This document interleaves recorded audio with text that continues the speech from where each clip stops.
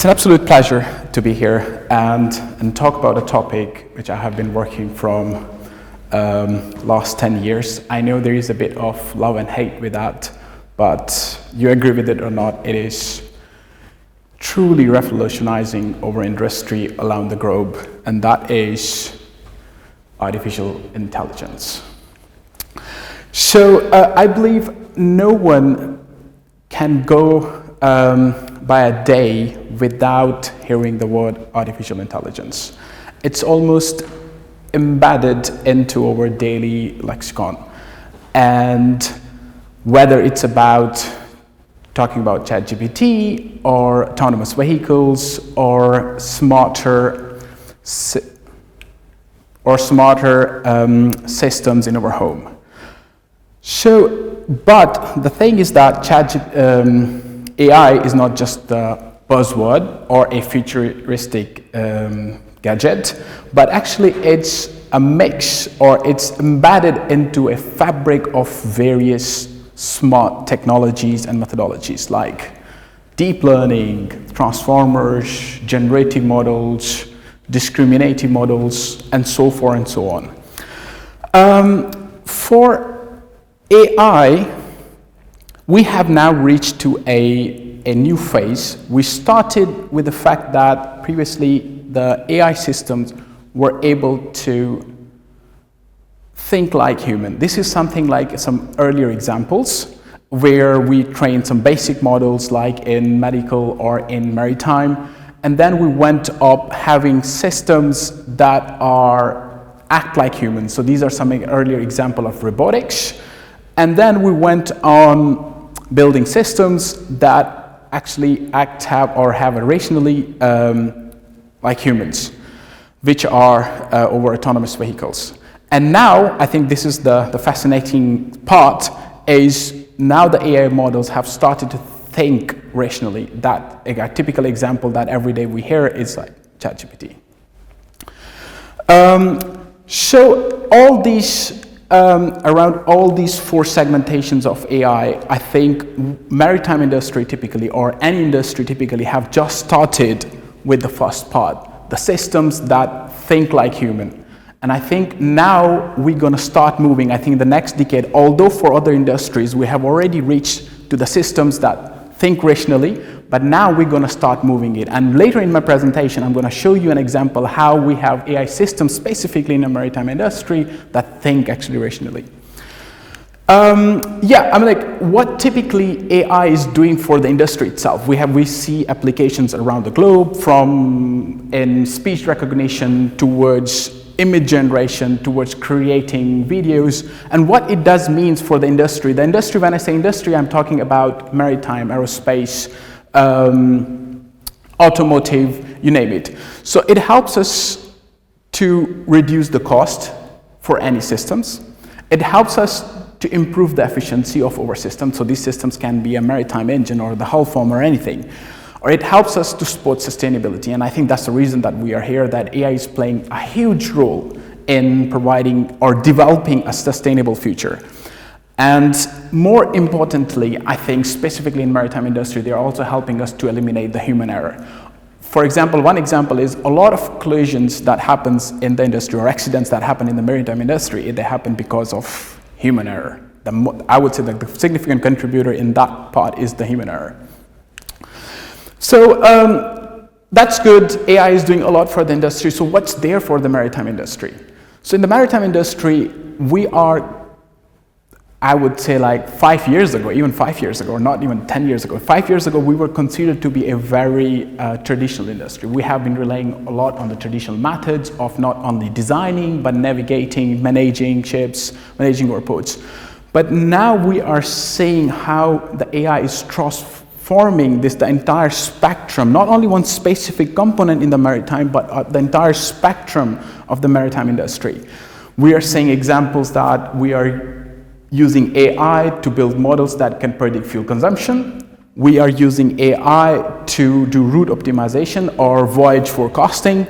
So this is most of the examples at the vessel operation side. And then we also have AI models where they help us to smoothly plan our port operations And the second, I think that is currently less in the conversation, is that the AI is also transforming not only from the operation side, but also a lot from the design side. It's quite interesting that like most of the companies, they don't see this trend that AI is actually helping us to design most innovative, let's say like shapes, and that shape can be hull forms, new type of engines, anything you name it. And that's the part that I have been working on from last 10 years. So giving you an example of how, let's say, like a typical AI model would be trained. So for example, let's take, like, we want to build an AI model that could help us to optimize our voyage, in other terms, also help us to reduce the fuel consumption. So first part in that process would be a data collection. So that data can be the data coming from the vessels, from the real sensors. That could be vessel speed, fuel usage, weather data, etc. You take that model and then you put it into an AI model. So that AI model, I would say like some deep learning model or some machine learning model. Okay, you pre-process your data, you place in the model, and now you have a model, a mathematical formulation that can help you to predict this, let's say, or help you to plan the most optimized voyage for your vessels, okay, by reducing, let's say, fuel consumption. And so the next could be port management. Similarly to that, you get the data can be of a different types, coming from different resources. That can be data about the port operations, the data, historical data about the port traffic, weather data, all includes goes to an AI model. That could be a deep learning or machine learning model, and then you train it, you process it, and then you have at the end a tool, let's say a tool, a function that can help you plan these port operations. And another interesting thing, okay, so far, I mean, the first two application is more from the operational side, okay? So we have a lot of fleet that already voyaging, so we can use these technologies to optimize or streamline their operations, okay? But how about building new vessels? We're building new ships, right? So to build new ships, we can also use AI. Okay, so one of the typical example that has been used, that people have been using AI for specifically at the design stage, was to predict the performance, okay? Because if there are people here that they know, like, while designing, we run a lot of physical simulation to replicate the physical phenomena. So we have to use these computationally expensive solvers. So for example, optimizing a shape, or even not even optimizing, like evaluating the performance at the design stage using physical solvers can take a day even on a high performance computing. So what you do, you also train, you get some data, you train your AI model, and that AI model helps you to predict the performance in a matter of seconds. So how does the industry look like in this AI spectrum? So it's very interesting to say there's a lot of startup companies are emerging in the maritime that are building these tools or these technologies for their customers, or for, let's say, like key players in the maritime industry, for both from the voyage side, port management side, and everything. But again, as I'm saying, I'm a bit biasing my talk towards more from the design side, because I feel like there's a great opportunity here, and there's not much work has been done here. So all these startups that you're seeing that is under that surrogate modeling for simulations, so building AI models really for the design phase, okay? So there are not much companies. So all these startup companies like Neural Concept, PhysicsX, or Keyword, they are working or creating models, generic models. And it was really interesting back in 2023 when I was somehow aligned with them, that none of them really focus on some maritime application. And recently there is a new startup has emerged, Compute Maritime, and they're working on actually developing such models, but involving, very interestingly, I don't know how they will come up, but they are adding towards quantum technologies into their AI architectures. So something very interesting. So how does the growth look like in the industry? So over here you can see like the growth rate of startups in AI, not only specific maritime, but generically. So you can say like the astonishing growth pattern from 23 until 24. It's like it goes by more than 100%. And same as goes towards the spectrum in the maritime industry. There's a lot of startups. So I was reading the other day that there are approximately 700 startups have been emerged in last year within maritime industry. And very interestingly, 30% of these startups are around AI. So it's quite interesting. Like when I started working or getting involved into maritime, I was finding it very challenging to convince people that there are a lot of problems in maritime and these can be solved. And the pace in last 2 to 3 years the maritime got, it's quite astonishing.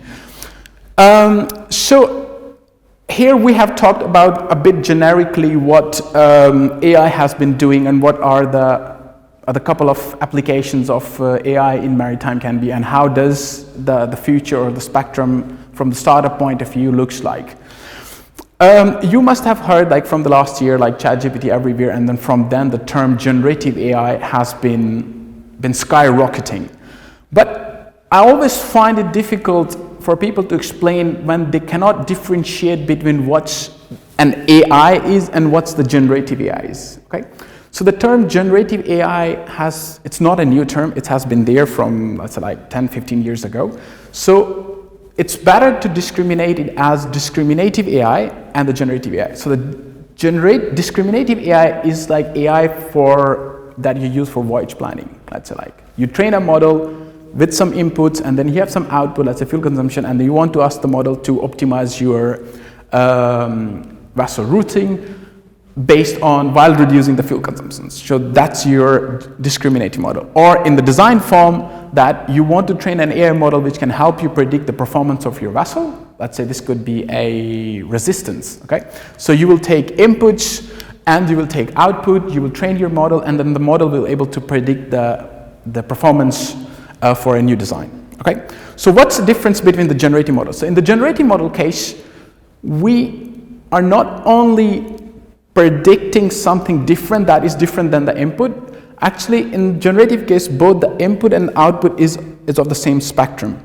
Okay. So for example, the example of ChatGPT. So the ChatGPT was trained with words and it's able to spit out the words. It's the same as generative model. So what you train the generative model with, and it's going to give you the same spectrum of the output. So for example, in this case, like you train a generative model with lots of designs, and then you can use this model to generate designs, to give it generativity to generate designs that you weren't able to imagine, like, or a typical designer won't able to imagine.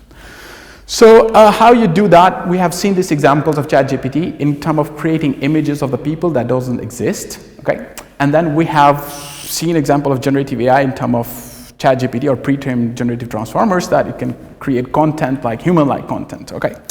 So the idea was, when I was talking like that, we have to design now new type of ships that are efficient, fuel efficient, that are multi-purpose. But the traditional approaches of doing that is somewhat limited by the tools that we have. So we had an idea that can we build up generative models that can help naval architects, marine engineers to radically redesign their vessels. We said like, okay, if others could do based on the images, can we do for the ships? But the biggest problem we face that is the data. Sadly, and quite unfortunately, maritime industry is not very open when it comes to sharing data. And we all know that the ChatGPT had this amazing capability only because it was trained on a massive data set. So how we can get this massive data set to get this such generative models for design side, okay? So we solved that problem somehow. I won't go into too much details of that because it's going to take me another hour. So how we created the data. So we somehow managed to get more than 50,000 data points of designs. And then we trained a generative models. I'm not going to talk into too much details of the architecture of this model was, okay? So once we have trained over generative model based on data set, and then we can use it to design any type of ships. So these are all designs that you're seeing is trained by that generative models. It's created by that generative model that was trained on more than 52,000 designs. And you can see like the smooth transition that this generative model is able to give. It's quite astonishing. And we have verified that. So these approaches can be used both like in a very futuristic settings. So for example, you have a tool or you have a customer who have a set of design requirements that a customer wants a ship, a cargo ship which has that much capacity, which has that much length, that much, and then you give it to the model and the model is able to generate that right away. And the same tools, you can use it for creating based on your traditional approach where you have an input design and then you give it that input design to your model and the model will help you to optimize this input design based on your new requirements. Okay, so that's something like a complete example of using generative AI in maritime industry.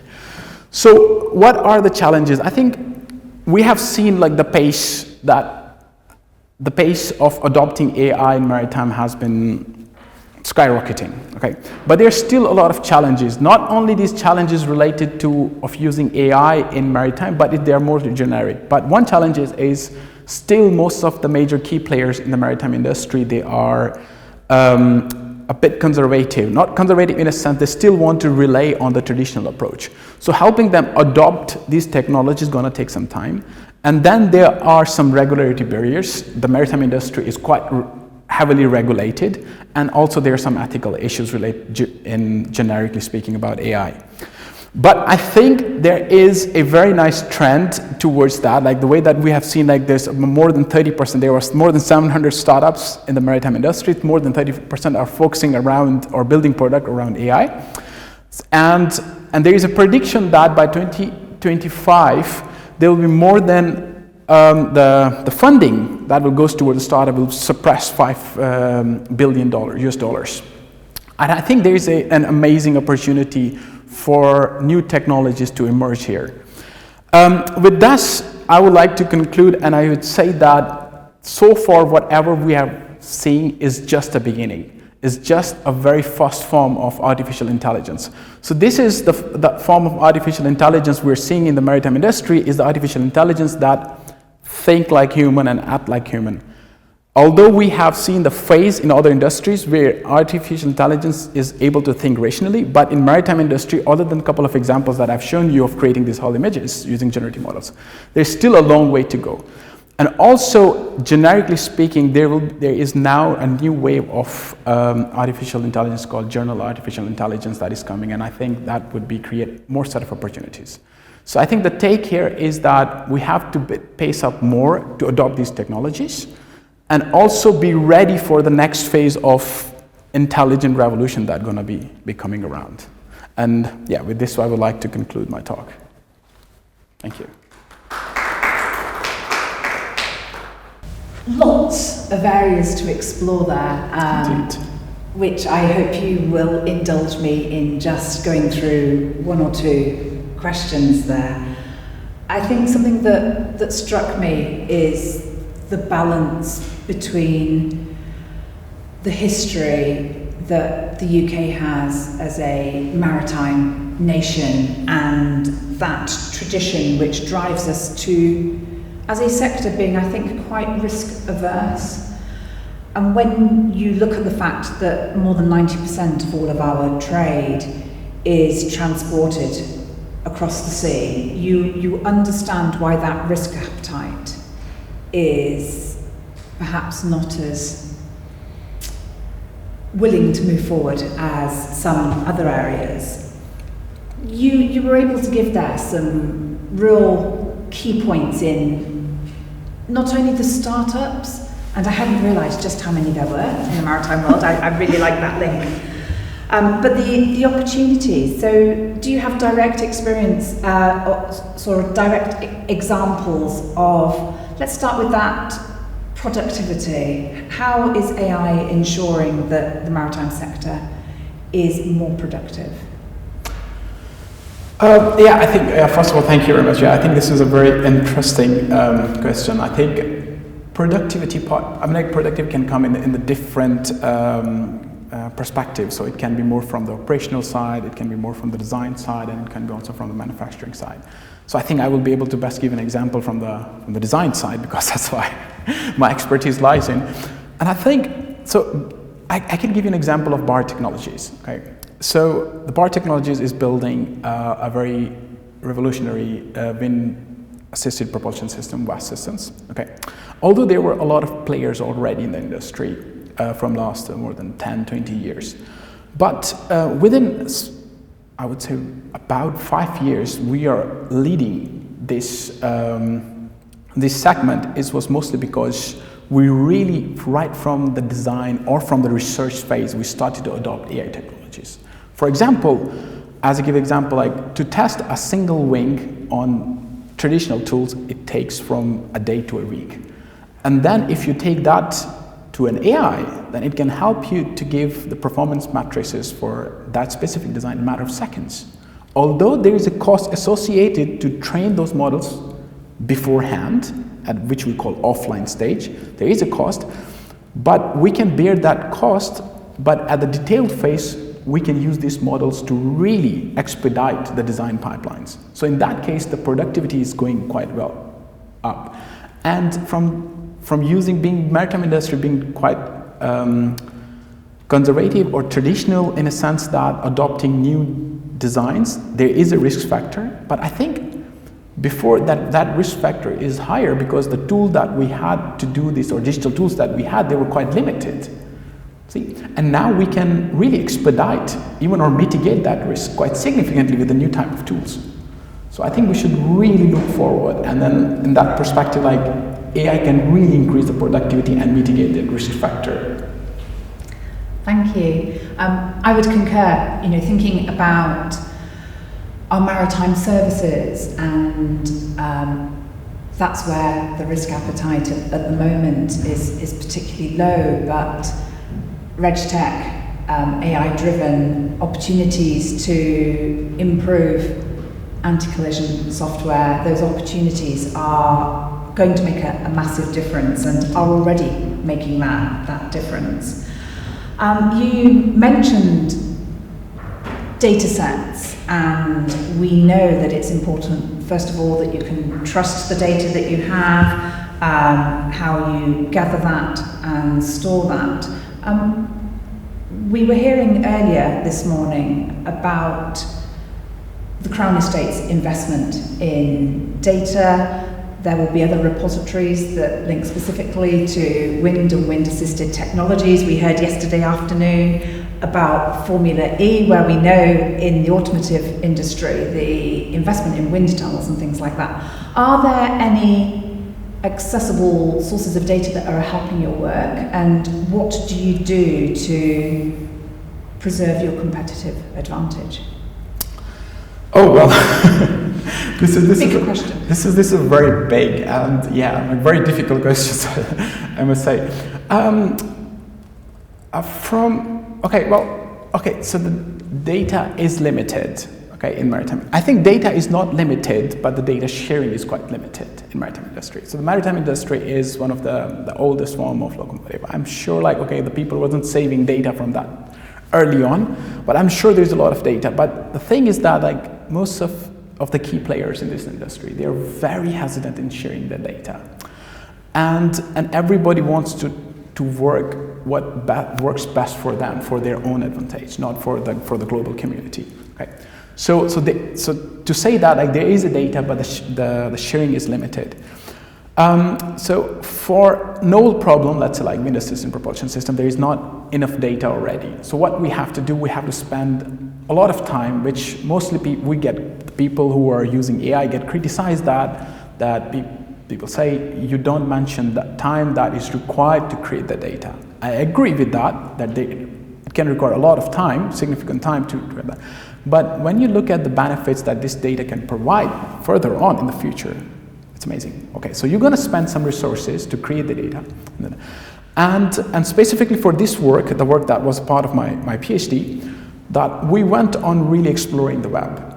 Okay, so we went on the web to find out what designs are there, because so these are the models, these are not just like AI models that are going to be using in content generation. So these are physical models, these are engineering shape, right, that are going to be used in the real world. So we cannot just feed some data, right, and then they're going to speed up some design, because these designs have to be, I would say, performance informed, right? They have to look realistic. So we have to feed some realistic data to that to enable the model to create something realistic.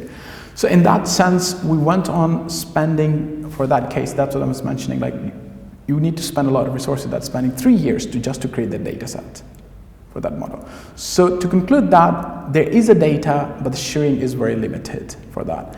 And then most of the companies, they are going around their own way to find somehow the data. And second, if there is a data, then what's the quality of the data? That it's another challenge. Thank you. I really like the way you were describing the need for that performance. A design for a boat, a ship, has got to be fit for purpose. It's got to float. Yeah. It's got to be able to move. At what point in time do you involve the sailors, the crew, in that iterative process of design if it's being worked through generative AI? Another very interesting and difficult question. I think that would be the second stage, right? We have just started to explore. I get this question all the time. So we have just started to explore. We have just shown a very basic example. So over the last 10 years, I had this problem, and then I just able to solve it now. So the one step at a time. Okay. So now we have involved only the designers, and the next phase we're going to bring some expert knowledge. Okay, and then we're going to bring some operational knowledge, and then so step by step we're going to increase the complexity of this model. So because right now we don't know, like even these models, they're very hard to train. Okay, they're very hard to build. So if we feed up everything all together, then it's going to be hard. So that's what is called adding different modalities. So right now this modality is only based on design. Then there will be another modality coming from expert knowledge, like sailors, crew. Then there will be maintenance level modality. Then there could be another one related to, let's say, manufacturing. Could be another one. So I would say like we have to take one step at a time. Thank you. It's fascinating to hear about those different stages in the process, and actually, the purpose of our Blue Invest stage within the Society and the Sea conference is focusing on exactly this, the case studies that are giving us examples of innovation and trends that can help create business opportunities. And this is one of the places that Bar Technologies is leading the way. Your involvement with the organisation and your research specialism coming in there, really interesting. We're encouraging our audience in person and online to get involved in developing a charter for society and the sea to look at our ambitions collaboratively. I think we've got data sharing within there already. Another theme that has been coming through very clearly across the conference is not just how we progress to net zero and beyond that for our ocean health, but also how our need for power is increasing. And earlier we had the Crown Estates talking about offshore generation through wind, which is brilliant, and you're talking about harnessing the same technology at Bar. My understanding of generative AI is that the compute power is going to take a lot of energy, and you talked about that offline stage. Is there a conflict here between the energy consumption that will need and the benefits that will come out? Oh, well, yeah. Definitely, I would say, so how we were able to create these, I would say, able to give this capability to generative AI to think rationally came from because we got a lot of compute power now, right? So we can train these models on huge data sets, okay? And that the training time is extensively high and requires supercomputers, right, to do that. And then requires massive servers to store the data. And how we are powering those supercomputers and those data centers, this is an interesting question. So one could say that, okay, well, most of these data centers, this is an entire different, I would say, the direction, or that they are already using renewable energy, but not everyone, right? So literally, like, I would say like understanding that effect is very crucial, that how much power that we're spending to create those models that will help us to create at the end shapes or designs that are performance efficient, consuming less fuel. So that balance, I think right now it's conflicting. I could say that can be conflicting, but I would say at some point people are going to start looking at it. And that was one of, if I remember correctly, I'm not 100% sure, that there was a debate about it when these GPT models started to came. And that's what the reason that they didn't go towards making them massive, because the training time and the training power required is astonishing. For example, forget about this massive intelligent model. A very simple AI model, like a machine learning model, a neural network, what we call. The power that it needs to train on a significantly or a medium-sized data set is the same as the environmental impact of that model is the same as the lifespan of a typical car. So you can say that, see that. So I think this is something that we're going to start looking in the future when this thing is really going to embed into our day-to-day practices. Thank you. I very much appreciate that for yourself and Bar, with the conversations we've already had, that balance between the opportunity of generative AI for design and the optimization of vessels that will reduce our impact on our incredible ocean environment are really important. And that leads me, I guess, to a third strand, which you've referred to in your presentation. We are in a situation, we know the world of AI needs regulation, and there are a number of challenges around that in terms of ethics and how we approach that. But the wider maritime world, you referred to the complexity of maritime regulations, and a strand we've seen coming through the conference has been whether we have the capacity to keep up regulation with the innovations that are happening in so many different ways. I guess that also leads into the opportunities for skills and careers development. I'm really struck by the number of startups in the maritime world using AI. Do you also see a skills opportunity for the regulators to be employing some of the same technologies? Oh, definitely. I would say 100%. I think there is definitely going to be a need for example, like the hiring. It would be interesting to say like some statistics on the hiring process, like what type of skills. And I think more or less now in every big maritime organization, there is someone who is a data scientist or a data engineer. So definitely it's going to require a different set of skills.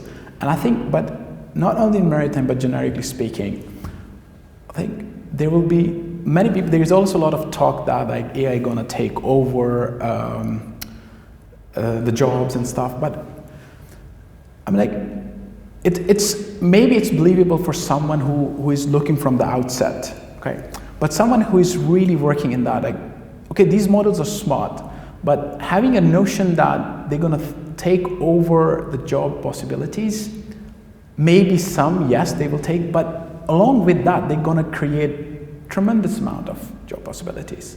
I think the same happened when we started to use computers, right?